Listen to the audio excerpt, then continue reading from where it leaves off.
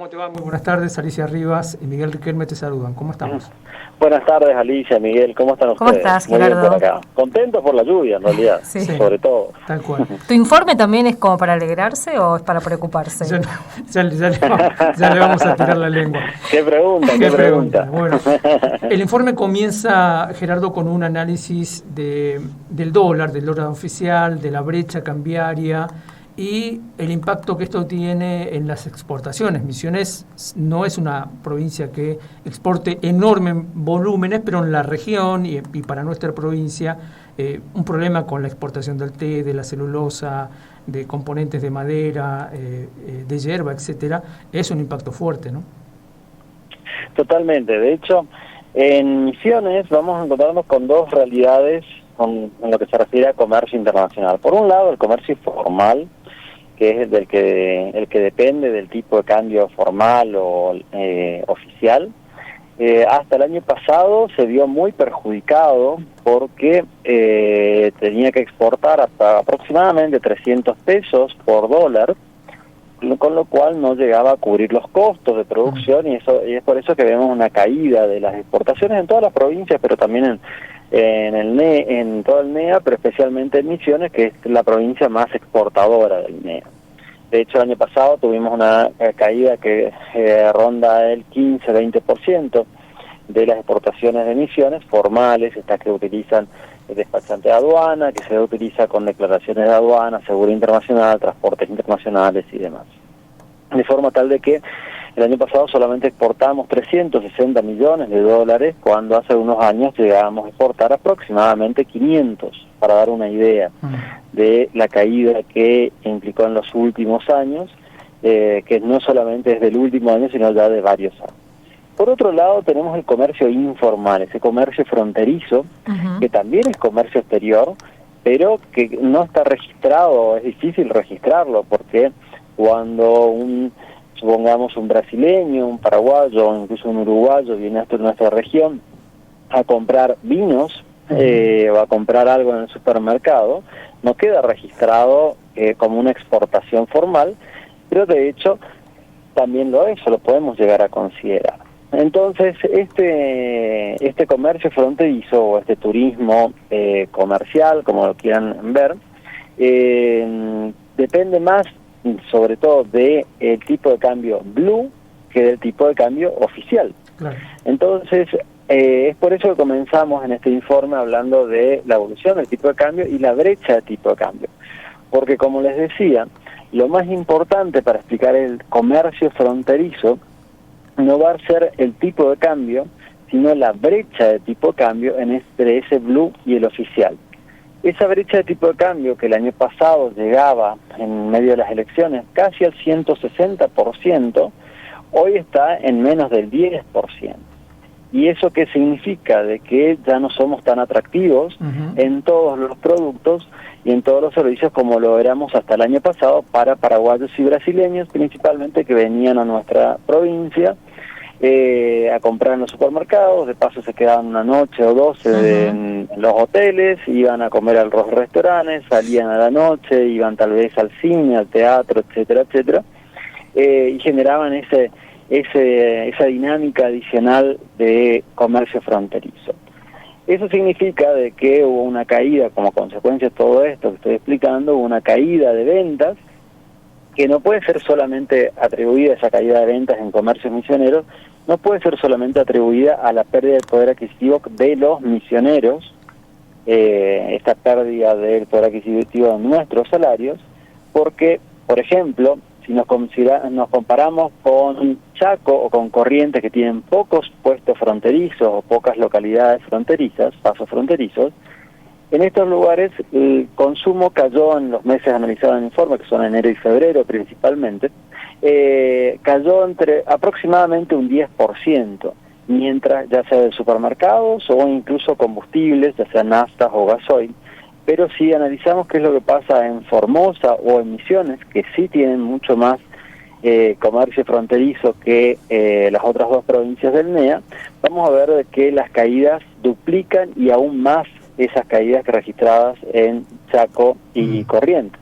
Estamos hablando de caídas de aproximadamente el 20 al 25% en algunos rubros, en algunos productos. Gerardo, ¿y ya se puede medir? Ese 10-15% adicional es lo que sería el tamaño de ese comercio fronterizo. O sea, el 10 a 15% del volumen total de ventas de los supermercados, por ejemplo, de la provincia de Misiones, era explicado por ese comercio fronterizo. ¿Y se puede ya medir, ustedes ya lo están midiendo, de cuánto se invirtió? Es decir, gente que antes venía a comprar, que ya no viene a comprar, pero misioneros que ahora están yendo a comprar a Paraguay o están yendo a comprar a Brasil. La cantidad de personas no la podemos, todavía no la podemos cuantificar por el hecho de que no se han publicado datos oficiales de migraciones, que es la fuente de datos, pero sí lo que podemos hacer aparte, para inferir esto, para poder estimarlo, o para tener una aproximación, es hacer una comparación de precios. Y es así como vemos que, así como el año pasado prácticamente en todos los rubros éramos más baratos de productos y servicios que Paraguay y que Brasil, hoy en día no es tan claro esto. No digo que todo sea más barato en Paraguay y Brasil, por eso es que no vemos todavía colas tan importantes en el puente, por ejemplo, en los distintos pasos fronterizos, porque no todo es tan barato en los otros países, pero sí hay algunos rubros en los cuales hay ventajas importantes, como por ejemplo en el caso de vestimenta, calzado, o algunos alimentos, electrodomésticos, que también y algunos alimentos, por supuesto. Sí. Bien, invitamos a la gente a leer este reporte. ¿Dónde se lo puede encontrar, Gerardo? En la página de IERAL lo pueden encontrar, que es www.ieral.org.